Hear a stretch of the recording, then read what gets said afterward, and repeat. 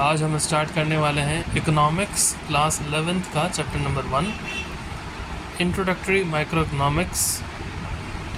अब सबसे पहले हम ये देखेंगे कि इकोनॉमिक्स होता क्या है। Introduction to economics. Economics is the science of human behaviour concerned with allocation of scarce means or resources in such a way so that consumers can maximize their satisfaction, producers can maximize their profits, and the society can maximize their social welfare.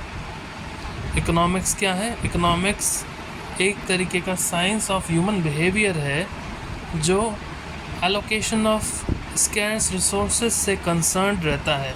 Allocation का मतलब होता है distribution, scarce का मतलब होता है जो कम हो, यानी कि ऐसी रिसोर्सेज जो हमारे पास कम है या स्कैर्सिटी में है उनको डिस्ट्रीब्यूट करने के साइंस ऑफ ह्यूमन बिहेवियर को इकोनॉमिक्स कहा जाता है और इकोनॉमिक्स उससे कंसर्न रखता है। अब ये एलोकेशन ऑफ रिसोर्सेज क्यों होता है? एलोकेशन ऑफ रिसोर्सेज होता है maximise the satisfaction of consumers.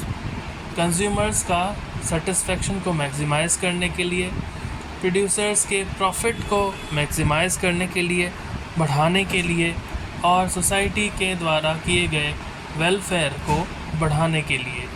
अब कंज्यूमर को सेटिस्फैक्शन कहाँ से मिलेगा? जब कोई भी कंज्यूमर किसी भी प्रोडक्ट को परचेज़ करेगा और उसे यूज़ करेगा और उसके लिए वो प्रोडक्ट रीज़नेबल रेट पे उसे मिला और वो प्रोडक्ट उसके लिए काफ़ी समय तक चला, तो कंज्यूमर उस प्रोडक्ट से सेटिस्फाई होगा by the use of those products और services. The consumer can maximise their satisfaction. अब हम आते हैं producers can maximise their profits. Producers यानी कि प्रोडक्शन यूनिट, यानी कि कुछ कंपनीज़ जो किसी प्रोडक्ट को प्रोड्यूस करती हैं। अब प्रोड्यूसर्स या सेलर्स को क्या चाहिए? प्रॉफिट। तो अब यहाँ पे इस तरीके से डिस्ट्रीब्यूशन होगा रिसोर्सेज का कि प्रोडक्शन हाउस जो है वो अपना प्रॉफिट बढ़ा सके, इंक्रीज़ कर सके। किसी भी इंडस्ट्री या फैक्ट्री या सर्विस इंडस्ट्री को जब तक उसका प्रॉफिट बढ़ा हुआ नहीं मिलेगा तब तक उसे सेटिस्फैक्शन प्रोवाइड नहीं होगा। तो इसलिए आगे हमने लिखा है producers can maximise their profits. And society जैसे कि आप NGOs या स्कूल्स वगैरह देख लें, वेलफेयर का काम करते हैं, तो वहाँ पे जैसे लोग आते हैं तो उनका काम पूरा हो सके, इसीलिए वहाँ पे एलोकेशन ऑफ रिसोर्सेज उस तरीके से होगा ताकि लोगों का काम भी पूरा हो सके। अब इकोनॉमिक्स को वापस से एक बार इसकी डेफिनेशन को हम देखते हैं। Economics is the science of human behaviour concern with allocation of scarce resources in such a way so that consumers can maximise their satisfaction, producers can maximise their profits, and society can maximise their social welfare. अब इस definition में कोई problem हो तो आप मुझे comment section में बता सकते हैं। अब हम आते हैं वर्ड इकोनॉमिक्स के ओरिजिन पे। कहाँ से ओरिजिनेट हुआ ये word? The word economics is originated from 2 Greek words. Those words are ओइकोस एंड नेमन।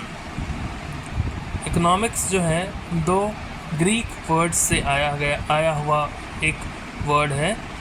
उन 2 ग्रीक वर्ड्स में से पहला ग्रीक वर्ड है ओइकोस, जिसका मतलब होता है house hold, which means house hold, and Neyman which means management. तो इसीलिए इकोनॉमिक्स को कहा जाता है मैनेजमेंट ऑफ हाउस होल्ड। एक बार फिर से देखते हैं। The word economics is originated from 2 Greek words, and those words are oikos, which means household, and nemen, which means management. तो economics का मतलब है management of household। इसके बाद हम एक और टॉपिक पे आते हैं जिसका नाम है wealth. As per economics, wealth means those goods which are relatively scarce and have monetary value which can satisfy human wants are termed as wealth. Examples क्या हैं इसके? You own your own house, bank balance in your saving account and business ventures. Economics के according wealth का मतलब क्या है? wealth का मतलब होता है धन. हिंदी में अगर हम देखें तो पैसा. कितनी प्रॉपर्टी है, कितना पैसा है, कितने आपके पास किसी भी जगह के शेयर्स या कुछ भी है, या फिर आपका गोल्ड वगैरह, that is known as wealth. तो इकोनॉमिक्स के अकॉर्डिंग वेल्थ वो सारे गुड्स हैं जो रिलेटिवली स्कैर्स हैं और आपकी मॉनेटरी वैल्यू को बढ़ाते हैं और सेटिस्फाई करते हैं ह्यूमन वांट्स को, आर टर्म्ड एज वेल्थ. अब आपकी मॉनेटरी वैल्यू को बढ़ाना, यानी कि मॉनेटरी वैल्यू का मतलब है जिसे पैसों से रिलेट किया जा सके, उसे कहते हैं monetary value. The term the service और term which can be relatively taken as financial for the use of your own is known as monetary. अब ह्यूमन वांट्स को सेटिस्फाई करने के लिए, जैसे कि हम कुछ चीज़ खरीदते हैं और वो चीज़ ज़्यादा समय तक हमारे पास रहती है और वो स्कैर्स होती है, जैसे कि गोल्ड इज़ स्कैर्स रिसोर्स. तो वो आपके पास एक बार आप लेते हो वो काफ़ी सालों तक चलता है. जैसे कि आपका घर आप एक बार लेते हो, वो काफ़ी सालों तक आप उस घर में रहते हो. कोई गाड़ी लेते हो, वो भी बहुत ज़्यादा समय तक आप यूज़ करते हो. तो इन चीज़ों को कहा जाता है कलेक्टिवली वेल्थ. तो अब आपको समझ आया? नहीं समझ आया हो तो आप मुझे कमेंट सेक्शन में पूछ सकते हैं. इसके एग्जांपल्स हैं आपका खुद का घर, your own house, bank balance in your savings account and business ventures. Business ventures का मतलब है कि कोई भी कंपनी या फिर कोई भी प्रोडक्ट आपके नाम पे किसी कंपनी के द्वारा बनाया गया हो, उसे कहेंगे बिजनेस वेंचर. अब वेल्थ के बाद एक और टॉपिक आता है फादर ऑफ इकोनॉमिक्स. ये क्वेश्चन आता ही है हमेशा, who is the father of economics. तो Adam Smith is known as the father of economics. और एडम स्मिथ कौन थे? स्कॉटिश फिलोसोफर थे. स्कॉटलैंड अभी जो पार्ट है यूनाइटेड किंगडम का है. Before it was a different country. United Kingdom just gone there and Britishers just took the country from them, or they had some kind of treaty that Scotland and United Kingdom both will run one on one in the name of same country known as United Kingdom. तो Adam Smith जो थे Scottish philosopher थे और वही father of economics कहे जाते हैं. Sorry, not father of mathematics, मैं फादर ऑफ मैथमेटिक्स कह रहा था. Father of economics Adam Smith कहे जाते हैं. एडम स्मिथ की एक बहुत ही फेमस बुक है जो उन्होंने 1776 में लिखी थी, जिसका नाम है द वेल्थ ऑफ नेशंस. अब कई बार पूछा जाता है कि इंडियन फादर ऑफ इकोनॉमिक्स कौन है, यानी कि फादर ऑफ इकोनॉमिक्स इंडिया में कौन है. तो उनका नाम है भीमराव जी अम्बेडकर. क्या नाम है? भीमराव रामजी अम्बेडकर. तो अब फादर ऑफ इकोनॉमिक्स के टॉपिक में कोई प्रॉब्लम हो तो आप मुझे कमेंट सेक्शन में पूछ सकते हैं. इस टॉपिक के बाद एक और टॉपिक आता है जिसे कहते हैं स्कैरसिटी. अब स्कैरसिटी का मतलब मैं आपको सरल हिंदी भाषा में बता दूं कि किसी चीज़ की कमी. तो अब हम इसके डेफिनेशन पे आते हैं.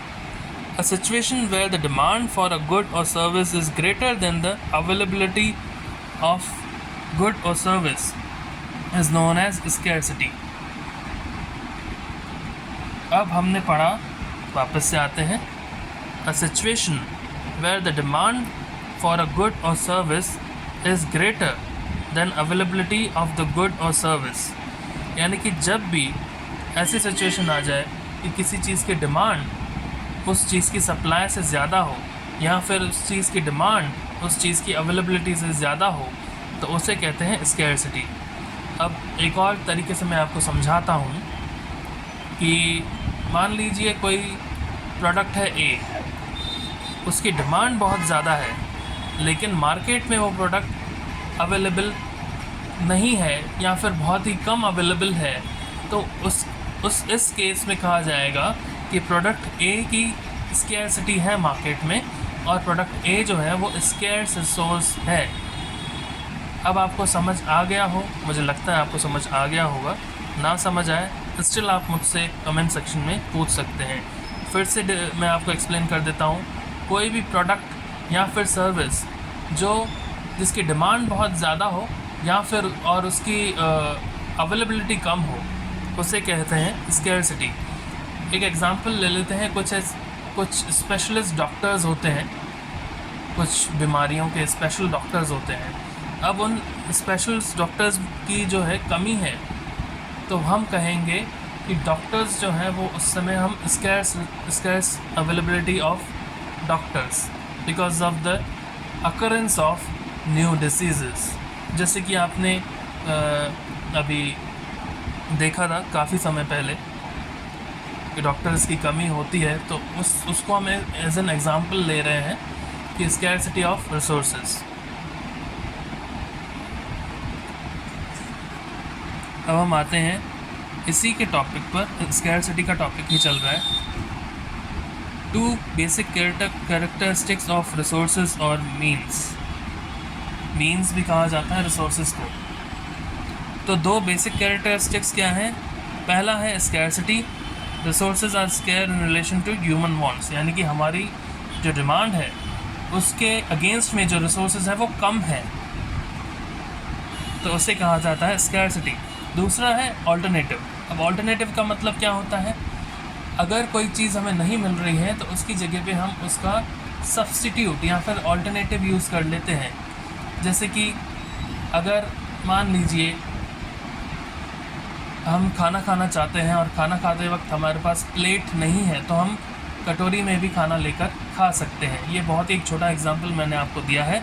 ऐसे कुछ और एग्जांपल्स आप अपने तरीके से भी देख सकते हैं। अब ऑल्टरनेटिव यूजेस में एक और एग्जांपल मैं आपको बताता हूँ जो मैंने लिखा है, जो है लैंड का, ज़मीन का। जैसे लैंड जो है वो बहुत सारी चीज़ों के लिए यूज़ किया जा सकता है, जैसे कि कंस्ट्रक्शन ऑफ बिल्डिंग के लिए या फिर खेती करने के लिए। लैंड में be use to grow grains such as wheat, rice etcetera, और लैंड में be use for construction of buildings. तो ये ऑल्टरनेटिव यूजेस हो गए किसी एक रिसोर्स के, क्योंकि लैंड एक स्कैर्स रिसोर्स है, इसीलिए उसके बहुत सारे यूजेस हम कर सकते हैं। अब हम आते हैं नेक्स्ट टॉपिक, चॉइस पे। चॉइस क्या होता है?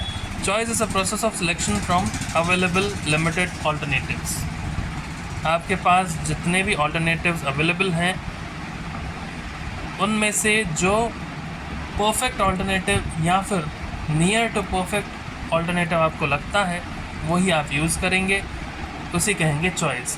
जैसे कि मान लीजिए आपको अगर कहीं जाना है तो आपके पास अपनी गाड़ी भी है और आप बस से भी जा सकते हैं, तो आप अपने कन्वीनियंस के अकॉर्डिंग उस चीज़ का यूज़ कर सकते हैं, अपने पैसों का यूज़ कर सकते हैं कहीं भी आने जाने के लिए। तो choice is a process of selection from available limited alternatives. It emerges because resources are scarce or limited. Resources can be allocated to alternative uses. अब चॉइस क्यों आती है हमारे सामने? क्योंकि हमारे पास लिमिटेड रिसोर्सेज होती हैं। रिसोर्सेज जो हैं वो लिमिटेड हैं और हम उन्हें कैसे यूज़ करें ये हम कैसे यूज़ करें और उसे पता करने के लिए हमारे पास कुछ ऑल्टरनेटिव यूजेस होते हैं किसी भी चीज़ के, उसे ही कहते हैं चॉइस। सिंपली चॉइस का मतलब है कि किसी चीज़ को कितने तरीके से यूज़ करना। और आपको इसमें भी कोई प्रॉब्लम हो चॉइस के टॉपिक में तो आप मुझसे पूछ सकते हैं। Choice is the outcome of scarcity.